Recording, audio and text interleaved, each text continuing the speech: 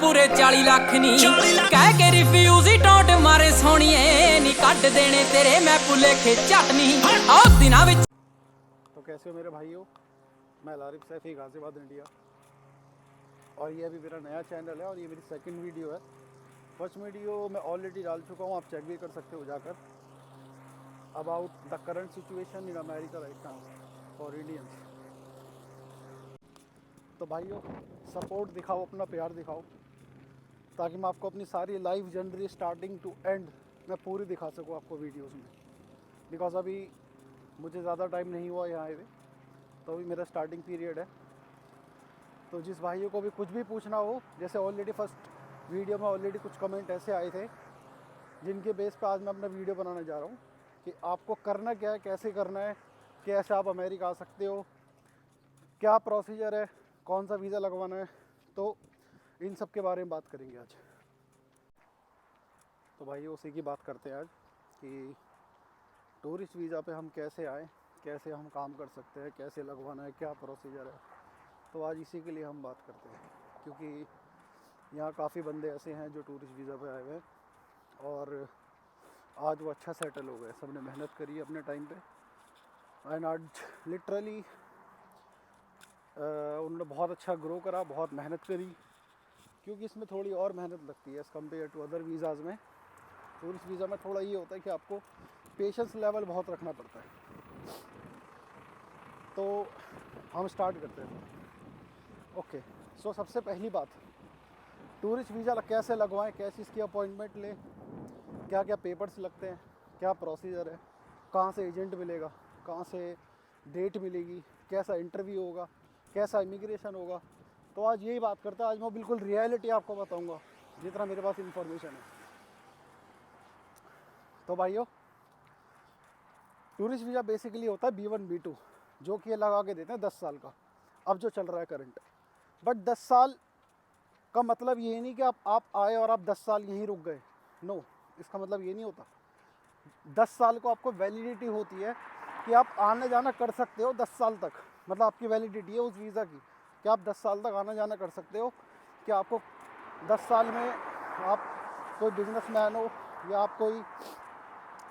आपका कोई रिश्तेदार है, आप जिससे मिलना आना जाना करते रहते हो, आपके माँ बाप है, आपका कोई रिश्तेदार है जिससे आपको मिलना है और यहाँ आना जाना करना है। तो बेसिकली ये B1 B2 होता है, जो 10 साल की वैलिडिटी होती है एक वीज़ा की, ठीक है। बट उसका मतलब ये नहीं होता कि आप 10 साल तक रेगुलर आप यहीं रहो, नहीं, इसका मतलब ये नहीं होता। तो इसमें होता क्या है, जब आपका वीज़ा लग जाता है, जब आप इमिग्रेशन में आते हो, तो ये आपको वैलिडिटी देता है 6 महीने की एंट्री, जिसका मतलब होता है कि आप 6 महीने बाद अपने कंट्री वापस चले जाओ। कुछ बंदे क्या करते हैं, वो आते हैं इस मोटिव से कि हमें बिज़नेस सेटअप करना है, तो वो क्या करते हैं, यहाँ पर आते हैं और 10 साल का वीज़ा जैसे मिला, 6 महीने की एंट्री मिली, वो अपना एंट्री करते हैं और 6 महीने तक अपना बिज़नेस सेटअप करते हैं। यहाँ पर जो बड़े बड़े बिजनेसमैन होते हैं, बेसिकली इन्वेस्टमेंट जिसे कहते हैं, वो किसी ना किसी तरह अपनी सेटिंग बिठाते हैं कि भाई अपना काम वाम कुछ बन जाए यहाँ पर, तो हम कल को हम यहाँ से बिज़नेस कर सकते हैं। तो बेसिकली ये होता है, मतलब 6 महीने की आपको एंट्री मिलती है। बट कुछ बंदे ऐसे कि 6 महीने की वैलिडिटी ऐसे मिली बट वो जाते ही नहीं है वापस। उनका मोटिव ये होता है कि मुझे यहीं सेटल होना है। कुछ बंदे ऐसे, क्या बहुत बंदे यहाँ पर मुझे काफ़ी मिले हैं बंदे जो इसी मोटिव से आते हैं कि हम किसी तरह अमेरिका में घुसे और अपना जीरो से स्टार्ट करके और हम यहीं सेटल होना चाहते हैं, ठीक है। तो उसका प्रोसीजर क्या होता है? ओके, तो प्रोसीजर ये होता है, अगर आप देखो, अगर आप टूरिस्ट वीज़ा खुद अप्लाई करते हो तो आपको एटलीस्ट 1 साल या 1.5 साल की वेटिंग चल रही है हमारे इंडिया से अपॉइंटमेंट की, इंटरव्यू की। बेसिकली उसकी 1 से 1.5 साल की वेटिंग है, जिसकी फ़ीस आई थिंक 15,000 16,000 के आसपास जाती है, वन टाइम पेमेंट। तो उसमें क्या होता है, आपकी 15,000 फ़ीस कटी, आपको अपॉइंटमेंट मिलेगी 1 से 1.5 साल बाद, जिसकी वेटिंग इतनी चल रही है, अभी करंट कंडीशन ये चल रही है वहाँ पर। बट बंदे क्या करते हैं, बंदे एजेंट हायर करते हैं। कुछ एजेंट हैं ऐसे जो टूरिस्ट वीज़ा की अपॉइंटमेंट वो जल्दी दिलवाते हैं, पर पैसे ज़्यादा लेते हैं वो, मतलब 15,000 तो लेंगे, प्लस वो अपनी फ़ीस कुछ लेते हैं और फॉर्म भर देते हैं अच्छे से, क्योंकि फॉर्म आप खुद भरोगे, हो सकता है कि आपसे सही ना भरा जाए। एजेंट पकड़ोगे, उसका बेनिफिट ये होता है कि वो आपका ना फॉर्म भी पूरा भरेगा आपको किसी चीज़ की हेडेक नहीं लेनी, वो फॉर्म भी आपका बहुत अच्छे से भरेगा, देन वो अपॉइंटमेंट भी जल्दी दिलवाएगा। मोस्टली एक एजेंट है, जैसे मेरा जानकारी में, मेरा मतलब कह सकते हो कि मतलब जानकारी में है मेरे, तो वो बंदा क्या करता है, वो 1 महीने के अंदर अंदर अपॉइंटमेंट दिलवा देता है, मतलब मैक्सिमम टाइम लेता है 1 महीना।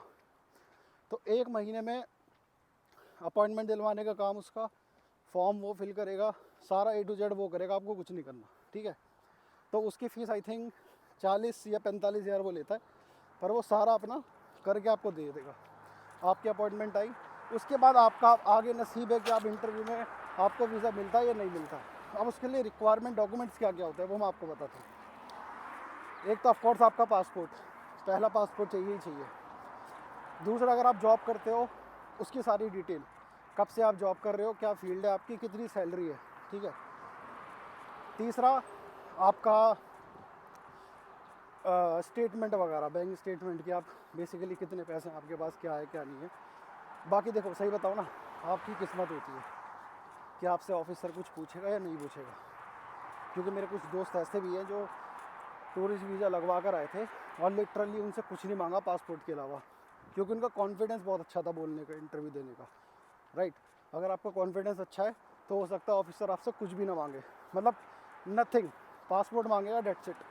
उसके बाद आपके आंसर ही मैटर करेंगे। अगर आपको, उनको लगता है कि आप बिल्कुल मतलब रियल बंदे हो, उनको पता लग जाता है पहले ही, आपको कुछ करने की ज़रूरत ही नहीं है, वो अपना आप बता देंगे भाई ये बंदा ये रियल है या फेक है, तो उसी बेस पर आपको वीज़ा दे देते हैं। कोई डॉक्यूमेंट नहीं मांगेंगे, कुछ नहीं मांगेंगे। तो अब उसका सीन क्या होता है मैं आपको बताता हूँ। सबसे अच्छा तरीका वैसे यही होता है कि आप एजेंट हायर करो, एजेंट को आपने पैसे दिए, वो अपने आप अपना सारा आपका फॉर्म वॉर्म सब फिल करेगा, ठीक है। फॉर्म फिल करने के बाद आपको अपॉइंटमेंट की डेट मिल जाएगी। और ये उन भाइयों के लिए मैं बता रहा हूँ जो भाई अपने इंडिया में जॉब करते हैं किसी अच्छी कंपनी में और वो अमेरिका आना चाहते हैं, उनके लिए ये ईजी तरीका है आने का, और उनके चांसेस ज़्यादा होते हैं वीज़ा लगने के। जो हमारा भाई अभी पढ़ रहा है, स्टूडेंट है और अभी कुछ नहीं कर रहा, उसके लिए थोड़े चांसेस कम होते हैं, क्योंकि आप क्या दिखाओगे कि आप अपनी कंट्री में क्या करते हो।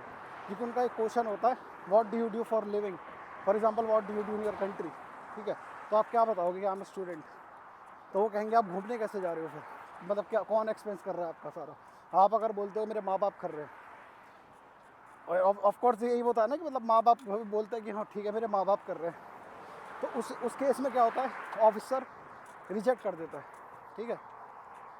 तो मेरा मानना यह है, जो भाई जॉब करता है इंडिया में अच्छी कंपनी में और उसका मन है कि नहीं मुझे आना है यार, अमेरिका आ जाना है, मुझे सैलरी से कुछ नहीं होता, तो मुझे कहीं इंडिया छोड़ के ना मुझे अमेरिका सेटल होना है, तो उसके लिए बहुत अच्छा ये होता है कि उसका एक प्लस पॉइंट ये हो जाता है कि वो बता सकता है कि I was doing job there and मैं ये था उस कंपनी में, और मेरी कंपनी और मेरी इतनी सैलरी थी। But during the time of the interview आप कभी ये मत बताना कि मैंने जॉब छोड़ दी है, ऐसा कुछ। आप करंट बताओ कि भाई मेरी ये जॉब है, मेरा ये काम है, मैं इतनी सैलरी करता हूँ, ठीक है।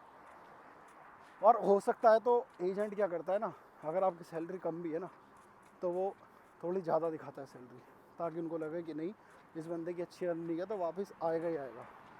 और एक बात और, कभी अपना आपको सिंगल मत दिखाना। जो मेरी बहनें हैं या मेरा भाई है और वो इस एज में फॉर एग्ज़ाम्पल टीन एज में या फिर बड़े हैं, जैसे फॉर एग्ज़ाम्पल 20-25 साल या 30 साल तक भी है, तो भाई कभी अपना आपको सिंगल शो मत करना, बोलना कि भाई मैं मैरिड हूँ। और हो सकता है तो एक काम तुम ये कर सकते हो, तुम्हारा अगर कोई भाई है और वो भी जाना चाहता है अमेरिका, और तुम कपल बन के दिखा सकते हो कि यार हम दोनों शादीशुदा है या जो भी है। आप मतलब, मैं ये नहीं कह रहा सगे भाई बहन, आपको कोई दूर की रिश्तेदारी में कोई भाई है और आप कोई मेरी बहन है, तो वही दिखा सकते हैं कि भाई we are a married couple, तो हम हनीमून के लिए जा रहे हैं, ठीक है। और जो भाई सिंगल है, जिसके पास कोई साधन ही नहीं है, वो अपने आप को दिखा सकता है कि भाई मैं शादीशुदा हूँ और मेरी वाइफ प्रेग्नेंट है, बस मुझे ना किसी सेमिनार में जाना है, या फिर मुझे अमेरिका जाना है फॉर एग्ज़ाम्पल किसी सेमिनार में जाना है, या मेरे भाई का बिज़नेस है मुझे वो देखना है। बहुत सारे तरीके होते हैं बोलने के। और बोल सकता है कि मेरी वाइफ भाई प्रेग्नेंट है तो मुझे वापस आना ही पड़ेगा, इसके अलावा कोई चांस ही नहीं है। ठीक है। और जिस भाई का कोई रिश्तेदार रहता है और बिल्कुल ख़ास रिश्तेदारी है, ब्लड रिलेशन है, तो दिखाना, अदरवाइज़ दिखाना मत। अगर आप गलती से दिखा देते हो कि हाँ मेरा दूर के रिश्तेदार है अमेरिका में, और आपने बता दिया कि हाँ मैं ऐसे ऐसे जा रहा हूँ और मैं उनके यहाँ रुकूँगा, तो उनका ना क्या होता है कि इमिग्रेशन वाले या फिर ऑफिसर जो होता है वो देते नहीं है। वो सोचता है जब इनका रिश्तेदार वहाँ पर है तो हो सकता है कि वो उसको यहीं सेटल करा दे, समझ रहे हो, मतलब वो हेल्प वेल्प करा दे। तो बेसिकली आपको करना क्या है भाई, एजेंट पकड़ना है पहले। एजेंट के थ्रू आप सारा प्रोसीजर कराओ, उसको अपनी सारी सिचुएशन बताओ। वो आपको पहले ही बता देगा कि आप एलिजिबल हो या नहीं हो इस चीज़ के लिए, टूरिस्ट वीज़ा के लिए, ठीक है। उसके बाद अगर आपका टूरिस्ट वीज़ा की अपॉइंटमेंट आ जाती है, वो जो भी डॉक्यूमेंट मांगे आप सारे दे दो उसको। ज़्यादा कुछ मांगते नहीं है वैसे, बाकी सब चीज़ बन जाती है, मतलब ईजिली बन जाती है, कोई दिक्कत नहीं। तो आपको अपॉइंटमेंट की डेट मिली, आपका इंटरव्यू की डेट आई, आप इंटरव्यू में जाओ, बिल्कुल कॉन्फिडेंटली आंसर दो, जो रियलिटी है वो बताओ। जो आपके पास डॉक्यूमेंट है उसी का ही आंसर देना। उस चीज़ को आपको पता होनी चाहिए आपने फॉर्म में क्या फिल करा है, क्योंकि वो फॉर्म से सारे क्वेश्चन पुटअप करेंगे, ठीक है। तो ये सारा तरीका करने के बाद हो सकता है आपको वीज़ा मिल जाए। और एक बार अब अगर आप वीज़ा आ गए, मिल गया, तो वही चीज़ जो उन्होंने पूछी ऑफिसर ने, वही चीज़ इमिग्रेशन वाले यहाँ आने के बाद पूछेंगे आपसे। वही चीज़ आपको यहाँ बतानी है जो आपने during the time of the interview बताई थी। जब एक बार वो क्लियर हो जाए, then you are good to go. आप एक बार अमेरिका में एंटर हुए, उसके बाद अब उसके आगे का तरीका मैं आपको बताता हूँ कि आप यहाँ लीगल होने के लिए आप क्या कर सकते हो, ठीक है। अभी आप इलीगल हो, आप टूरिस्ट वीज़ा पे काम नहीं कर सकते, बट कुछ बंदे हैं जो काम करते हैं टूरिस्ट वीज़ा पे, कैश इन हैंड जॉब करते हैं अंडर द टेबल। कुछ क्या, बहुत बंदे हैं जो करते हैं, और काफ़ी बंदे कर रहे हैं, ऐसा नहीं करते, हर कोई करता है। आप आने के बाद आपने कैश इन हैंड कोई जॉब पकड़ी, किसी गैस स्टेशन पे जॉब करी या किसी स्टोर पे करी, आपको जॉब मिल जाती है कैश इन हैंड, ठीक है। आपने जॉब करी तो 6 महीने तक आप लीगल होते हो, क्योंकि 6 महीने के आपको एक तरीके से आपको टाइम मिलता है स्टे करने के लिए, ठीक है। आपको तो आप कैश इन हैंड वाली जॉब करो तो 6 महीने के बाद आप इलीगल हो जाते हो, ठीक है। उसके बाद आप क्या कर सकते हो, आपके पास 2-3 ऑप्शन होते हैं। अगर आपको अपना लीगल स्टेटस दिखाना है कि हाँ आपका लीगल स्टेटस है, तो आप 2 से 3 काम कर सकते हो। जैसे क्या, आप या तो असाइलम डालो, ठीक है, यहाँ लॉयर बहुत मिल जाएंगे आपको। लॉयर लो कोई भी, 4 से 5 या 6 हज़ार लेते हैं, वो आपको वर्क परमिट इशू करवा देंगे। 4 से 5 महीने में आपका वर्क परमिट आ जाएगा। वो अपना आप केस बनाएंगे, अपना आप करेंगे, आपको कुछ नहीं करना, आप खाली उसको पैसे दो, वो आपको वर्क परमिट दिला देगा, ठीक है। एक तो तरीका ये होता है। दूसरा, आप किसी लड़की से शादी करो, ऑब्वियसली बात है यहाँ बहुत शादियाँ होती हैं, और बट उनमें पैसा बहुत लगता है। आप अगर इतना अफोर्ड कर सकते हो 30-40 हज़ार डॉलर, तो आप कर सकते हो, कोई बड़ी बात नहीं है। लॉयर को हायर करो, लॉयर अपना आप दिलाएगा सारी चीज़, आपको कुछ नहीं करना, ठीक है। तीसरा होता है, जो भाई मेरे टीनेज में जैसा अभी नए मतलब 18, 19, 20 साल, 21 साल के हैं, तो उनके पास एक ऑप्शन क्या होता है, जो 21 साल तक के बंदे होते हैं वो क्या कर सकते हैं, वो अडॉप्शन का केस डाल सकते हैं। वो भी आपको बहुत बंदे मिल जाएंगे यहाँ पर जो अडॉप्शन का केस डलवा लेते हैं पैसे लेके। नहीं तो आपको कोई रिश्तेदारी में है तो उनसे बोल के आप अडॉप्शन का केस डाल सकते हो, तो आपको वर्क परमिट ईजिली मिल जाएगा, ठीक है। एक और तरीका होता है कि जो भाई सोचता है कि मतलब मैं स्टेटस चेंज करा के मैं पढ़ाई लिखाई करना चाहता हूँ यहाँ पर, या जो भी आपको किसी भी यहाँ सस्ते कॉलेज में एडमिशन ले लो, 4 से 5 हज़ार डॉलर्स की साल की फ़ीस होती है, तो एटलीस्ट आप आपका स्टेटस मेंटेन रहेगा। आपका ये रहेगा कि हाँ आप बिल्कुल लीगल हो यहाँ पे करने के लिए, ठीक है। तो आप क्या कर सकते हो, किसी भी कॉलेज में एडमिशन लो और वो आपका स्टूडेंट वीज़ा कन्वर्ट हो जाएगा। तो 2 साल 3 साल का जब भी होता है, तो मतलब बहरहाल 2 या 3 साल के लिए आप लीगल हो जाओगे, आपको कोई कुछ नहीं करेगा, उसके बाद वर्क परमिट मिल जाएगा आपको। तो एक तरीका ये होता है। अब वो आपके ऊपर डिपेंड करता है कि आपको कौन सा तरीके पे जाना है। नहीं तो सबसे आसान और सबसे जल्दी का तरीका असाइलम होता है, बट असाइलम के आपको पता है उसके बाद आप इंडिया वापस नहीं जा सकते जब तक आपका ग्रीन कार्ड नहीं आएगा, तो आपको वेट करना पड़ेगा, ठीक है। तो बेसिकली ये सीन होता है अपना यहाँ पर आने के बाद। अब इंटरव्यू में क्या क्या पूछते हैं वो मैं आपको बताता हूँ। इंटरव्यू में डिपेंड करता है बंदे पे और ऑफिसर पे कि ऑफिसर है कौन, ठीक है। जैसे मेरे दोस्त वगैरह बताते हैं कि सबसे पहले जाते वक्त आपसे आपका पासपोर्ट मांगेंगे कि गिव मी योर पासपोर्ट। आपने पासपोर्ट दिया, पहले क्वेश्चन होता है what do you want to go to the US, what is the purpose of your visit. उसको बोलो भाई मैं घूमने जा रहा हूँ, या जो भी है आपका, जो भी कहानी बनानी है आपको एजेंट से मिलकर आप बात कर सकते हो। कहानी बना के आप बताओ कि भाई मैं घूमने जा रहा हूँ, इतने टाइम का मेरा पीरियड है घूमने का, इतने पैसे हैं मेरे पास। वो अगर पूछती है तो आपको खुद नहीं बताना, जितना पूछेगी उतना ही आंसर देना। आपने दिया एक बार, अब वो उनके ऊपर डिपेंड है ऑफिसर के, आपको उनको लगता है कि आप जेन्युइन हो कि आपको वीज़ा देना चाहिए तो वो आपको वीज़ा दे देंगे, और वो हैंड टू हैंड आपको बता देंगे योर वीज़ा इज़ एक्सेप्टेड और रिजेक्टेड। अगर रिजेक्ट है तो आपका पासपोर्ट आपको हैंड टू हैंड आपके हाथ में दे देंगे, अगर एक्सेप्ट हुआ तो वो पासपोर्ट आपका रख लेंगे और आपको बोल देंगे कि भाई आपका पासपोर्ट नियर बाय आपके किसी उसमें आ जाएगा, एम्बेसी, या फिर जो हमारे जैसे हमारे दिल्ली में शिवाजी स्टेडियम है उसके अंदर है यूएस का, तो वहाँ पासपोर्ट आ जाएगा। अदरवाइज़ आपका कोई मतलब कुछ में कुछ वो होता है सब्सक्रिप्शन, पता नहीं क्या होता है, अगर वो आपका है तो वो आपका घर पे डिलीवर हो जाएगा। वो आपसे पैसे वैसे लेते हैं कुछ वहाँ पर during the time of the interview, ठीक है। तो टूरिस्ट वीज़ा ऐसा लगता है, और उसका प्रोसीजर मैंने आपको बता ही दिया कि इसका प्रोसीजर होता क्या है, आप क्या क्या इसमें कर सकते हो लीगल होने के लिए, ठीक है। एक बार आप यहाँ आ गए, आप लीगल हो गए, वर्क परमिट आ गया, तो आप कुछ भी करो, आपको कोई कुछ नहीं कह सकता फिर, ठीक है। बात मैं आपको बताता हूँ, जो डंकी मार के आते हैं और जो टूरिस्ट वीज़ा पर आते हैं, उन दोनों की कहानी सेम होती है। कहानी दोनों की सेम है, फ़र्क बस इतना है, एक बंदा बॉर्डर क्रॉस करके आ रहा है, एक बंदा लीगली आ रहा है प्लेन में बैठ के। डिफरेंस खाली इतना ही है, और कुछ भी डिफरेंस नहीं है, दोनों बराबर है।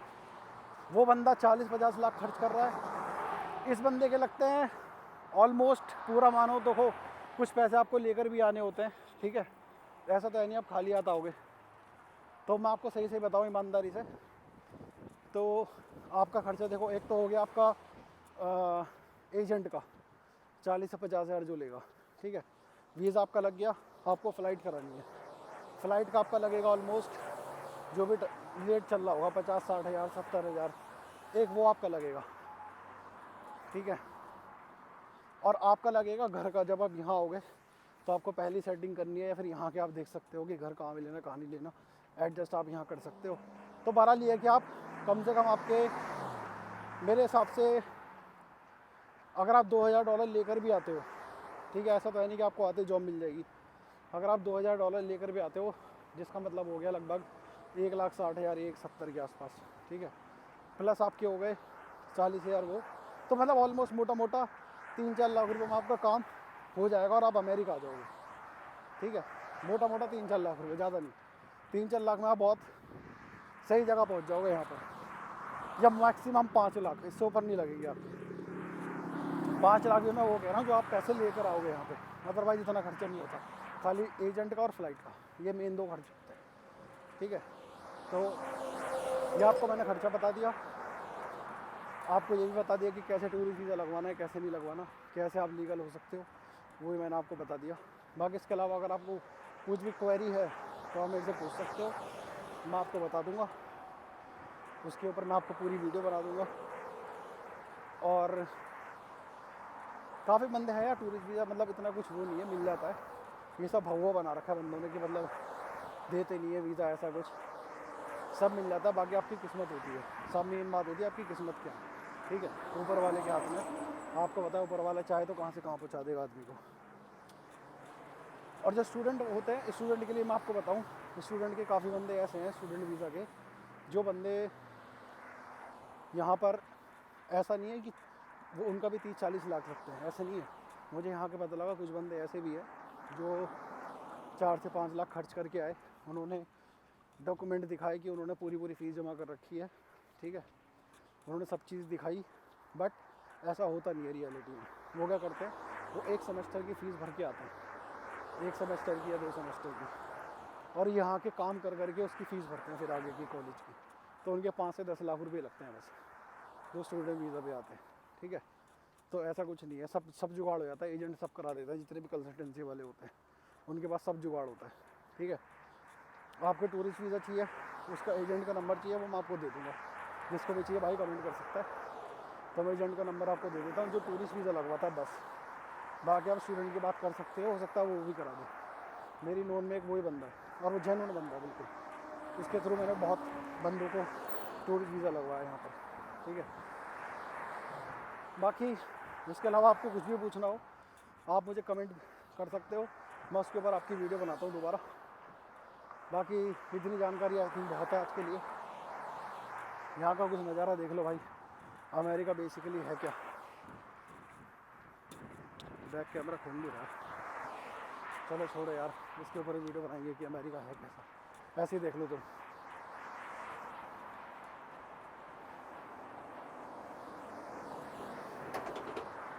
ये है तुम्हारा हिक्सविल लॉन्ग आइलैंड।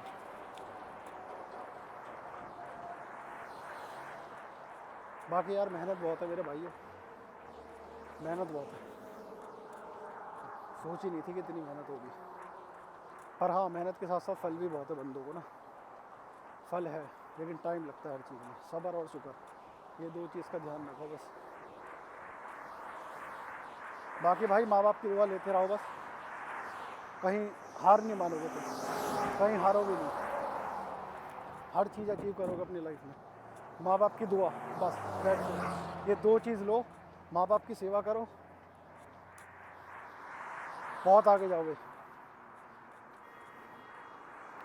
मेरा भाई जो स्टूडेंट है ना, मैं तो ये बोलूँगा भाई स्टूडेंट वीज़ा लगवा के आ जाओ और यहीं अपना कमाओ, यहीं फीस भरते रहो। और जो भाई जॉब करते हैं, जिनका पता है कि भाई बिजनेस है मेरा, जॉब करते हैं, तो उनके पास ऑप्शन काफ़ी अच्छे होते हैं।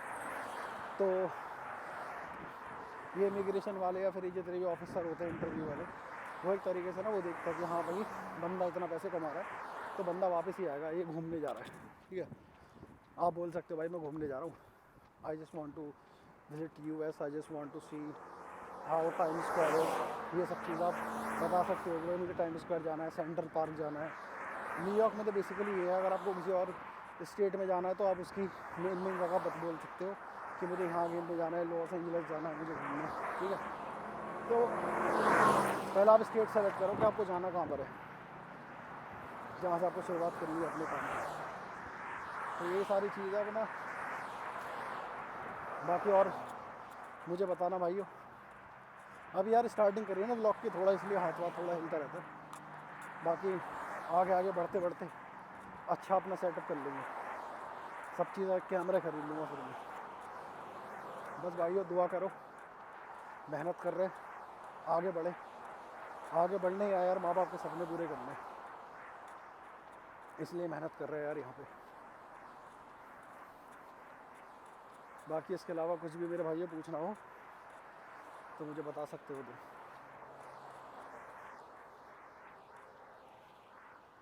ठीक है मेरे भाई, व्लॉग ख़त्म करते हैं फिर।